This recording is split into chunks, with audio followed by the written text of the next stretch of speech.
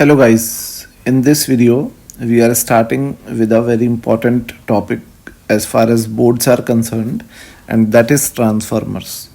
So you must have seen this real life transformer uh, nearby your home in some electric pole, and this is the small version of transformer which is used in electronic devices like TV or mobile chargers.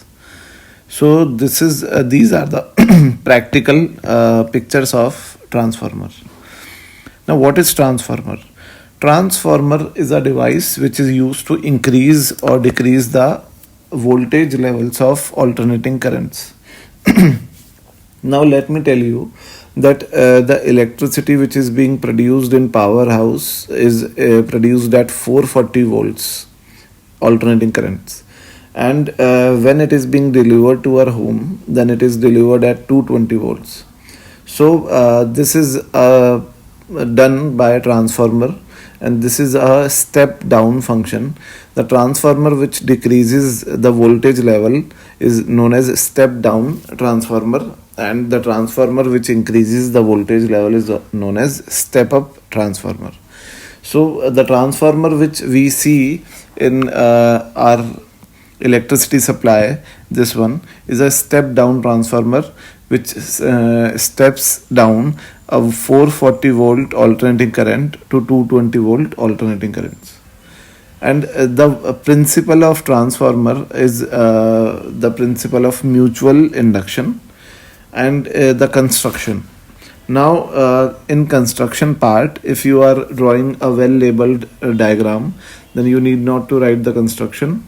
And this is a well labeled diagram in which you can say you that this is a laminated core.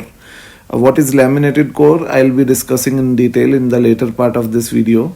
And this is a laminated core. This is made up of iron, and some plastic insulation is being done on these arms of the core, and then these primary and secondary copper coils are being wounded on this core. So this is the basic construction of transformer. Now we move on the working. So this is a transformer core which is a laminated core, and this is the primary coil which is wounded, and this is the secondary coil. The number of turns of the primary coils is N1 in this case and N2 in this case. You can clearly see that N2, according to the diagram, N2 is greater than N1. Now this core is a iron core, and again I am reminding you the fact that these coils are wounded after the lamination is being done on this part, so that these two coils may not short circuit each other. So this is called as primary coil, and this is called as secondary coil, and this is the iron core. Now this, in the primary coil, it is being connected by a AC source, and the secondary coil is being connected by a load resistance which is a high resistance. And there is a very important factor that transformer inverts the input and output. You can see that this is input, and when its positive half cycle is appearing, then there is a negative half cycle of output. So there is a phase difference phi of 180 degree in input and output, and this is due to the fact that you can see the flux linked with the input when it is in the downward direction. This is the flux, or you can say the magnetic field. When it is in the downward direction, then this magnetic field is in the upward direction for the secondary coil. So this is the main reason of a 180 degree phase change between input and output, or you can also say that the mutual induction EMF E is equal to minus M di by dt. This negative sign shows that this EMF induced in the secondary coil opposes the rate of change of current in the primary coil. So due to this opposition, a phase difference of 180 degree appears between input and output currents. So this is the basic thing about the transformer. Now we are discussing that how transformer steps up or steps down the voltages, or how transformer increases or decreases the voltages. Now you need to understand a very basic thing, that let's suppose Phi is the flux linked with a single turn of the coil. So what I am saying, that let's suppose there are 1 2 3 4 5 6 7 turns in this coil, and the field lines, there are two field lines which are passing through the primary and the secondary coils, you can see. So the total flux of this primary coil will be 7 into phi, because phi, I have assumed that phi is the flux of one coil. So if this is a single coil and its flux is phi, then therefore if the phi is the flux of this single turn, then the total flux of these 7 turns would be 7 phi. And in this coil you can see that 1 2 3 4 5 6 7 8 9 10 11 12 13 14 15 16, there are 16 turns. So the total flux linked with this coil will be 16 phi. So what I am saying, trying to say, that the flux linked with a single turn in both these coils is same, and therefore the total flux in the primary coil will be the number of turns in the primary coil into the flux of a single turn, and the total flux in the secondary coil will be the number of turns of the secondary coils into flux of a single turn. So the EMF induced in the primary coil will be minus d phi primary by dt, and the EMF induced in the secondary coil will be minus d phi secondary by dt. So the EMF induced in the primary coil will be minus np d phi by dt. I have substituted these values here, and the EMF induced in the secondary coil will be minus ns d phi by dt. Okay, so these are the EMF induced in both these coils. So EP by NP, you can see, is equal to ES by NS. So this is a very important relation. Let us name it as 1. And moving on the next page, that EP by NP is equal to ES by NS, and ES by EP is equal to NP by NS. This ES is the EMF induced in the secondary coil, and EP is the EMF induced in the primary coil. So we are naming it as output voltage. We are naming ES as output voltage and EP as input voltage. So V output upon V input is equal to, and this is NS and this is NP. So it is equal to NS upon NP, and this is this ratio NS upon NP is known as K. K is called as transformation ratio.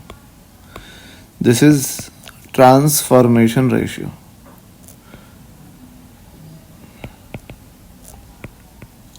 So you can see that if this transformation ratio is greater than 1, which is in the case which we are studying, that there are more number of turns in the secondary coil, so this transformation ratio will be greater than 1, as NS will be greater than NP.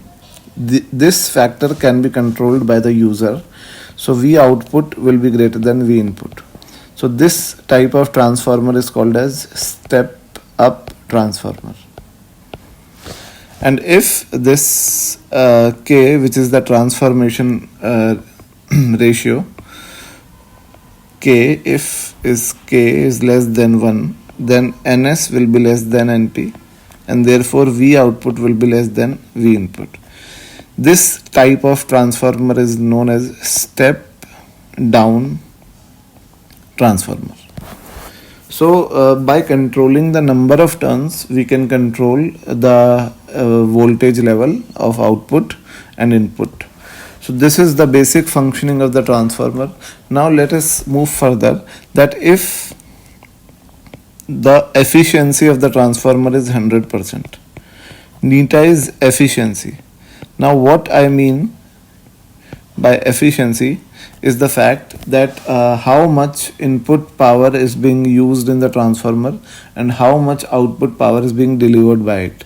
So if neta is 100%, that means that the output power delivered by the transformer and the input power utilized by the transformer is equal, and therefore efficiency is 100%. So for 100% of efficiency, power input and power output are same, and power input, we can say in alternating currents, the input power is V input into I input, and the output power is V output into I output. Now V input, we know VO by VI is equal to I input upon I output, and this VO by VI is also known as transformation ratio, which is NS upon NP. And for step up transformer, this K is greater than 1, and if K is greater than 1, then I input is greater than I output, which means that a step up transformer increases the voltage but decreases the current, obviously because power is constant. So if voltage is increasing, then current would be decreasing. And for step down transformer, this K is less than 1, which means that I input is less than I output, which means that step down transformer increases the current but decreases the voltage. But this relation, which is this one, is only valid. It is very important to note that it is only valid, and obviously this relation is coming through this one. So it is also only valid when efficiency neta is 100%. But that is not the case in practical transformers. So in practical transformers, this relation is valid, but this relation of current and neta is not valid. Okay, so this is the working of transformer. Now we move forward in a very important topic of losses of transformer. Transformer is such a device which is very cost ineffective to use because it has many type of losses, and therefore we are studying the types of losses in transformer. The first loss is the loss of flux in the transformer. We can see that the total amount of flux which is generated in the input coil is not completely linked with the output coil. You can see this flux is being leaked. So this total flux which is generated in input coil is not linked with the output coil, and this is called as leakage of flux. And to reduce this leakage, this shell type of transformer is preferred, because in core type of transformer the coils are different and these are winded on different arms, you can see. But in shell type of transformer, these two coils are winded on a same arm, so that the coefficient of coupling is maximum and the flux leakage is minimum. So to reduce this leakage of flux, this shell type of transformer is preferred. Now the other loss in the transformer is eddy current loss. We all have already studied the things about eddy currents and why they are being acting like a devil to electricity, because they are producing very high heats and they are losing many joules of energy. So what is eddy current? And I have explained this eddy current in previous video, but how eddy current will lose the energy in a transformer, I'll tell you here. So if we are using this type of core, this core which is having such a great width, so if we are using this core of a single iron piece, let's suppose that it is formed of a single iron piece like that, then the eddy currents would be induced in this iron piece, and these eddy currents will be so strong so that they will lose very huge amount of heat in transformer, because this transformer works on the alternating currents, and alternating currents are continuously changing in magnitude as well as directions. So this will induce the eddy currents in the core, and these eddy currents will dissipate the energy in a huge amount. So to reduce these eddy currents, we need to weaken them, and to make them weak, we use a laminated core. Now this laminated core is formed by using, let's suppose this is a solid iron material, and we have sliced it in many parts. You can see that these are the slices, and each slice is being connected with a glue to other one, and that glue is non-conducting glue, so that this is a single iron piece which is connected, which is glued with the next iron piece by a non-conducting glue. So by doing that, we have created this kind of core instead of this one, and the eddy currents will be induced like that in this kind of core. So due to the lesser area, the eddy currents would face a huge resistance, and due to that huge resistance, the strength of eddy currents would be less. So the eddy currents would not be dissipating a huge amount of energy. So the purpose of using this laminated core is to reduce the losses of eddy currents. Now the third loss, which is also a loss in core, which is known as hysteresis loss. We know that we are using alternating currents in transformer, and this alternating current is continuously changing its direction. So let us suppose that this is a piece of that iron core which we are using, and the magnetic field created by this alternating current in its positive half cycle is in this direction, so that all the domains are being aligned in the direction of magnetic field. Now after the positive half cycle, when the direction of alternating current will change, then its magnetic field will also change, and the domains will also reverse their direction.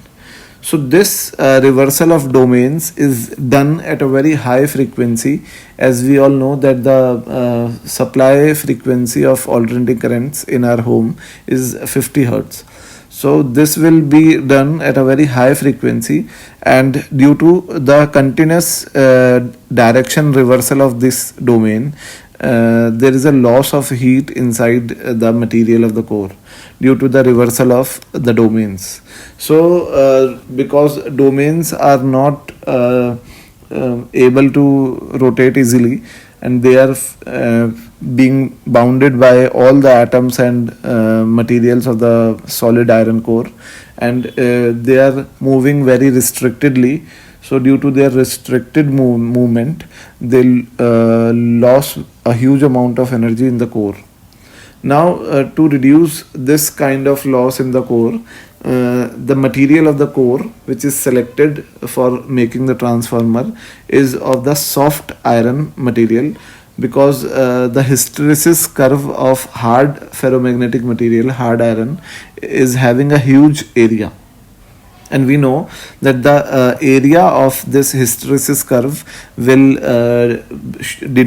be proportional to the losses of hysteresis. So more is the area of hysteresis curve, and more will be the loss in the transformer core. So the material of the core for making transformer is selected in such a way such that its hysteresis curve is having a very less amount of area, so that the hysteresis loss will be very reduced. So this is how this loss is being minimized. Now the last fourth loss in the transformer is the copper loss. This is a very basic loss which is seen in electricity supplies, that the wire which are containing the electricity will be losing the heat due to Joule's heating effect, and due to the resistance which they offer to the current flow. And to reduce this kind of loss, we use such a wire which has a greater cross sectional area. because a wire with greater cross sectional area would have a lower resistance and would dissipate the less amount of energy.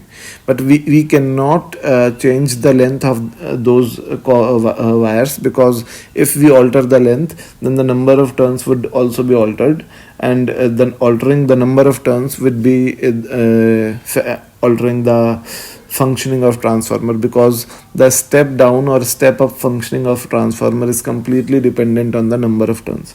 So we cannot alter the length of those wires, but we can use the wires of greater cross sectional area. Now we'll move on the numerical which are based on transformer. So I'll demonstrate a very good numerical which is based on the transformer. Let's move on that.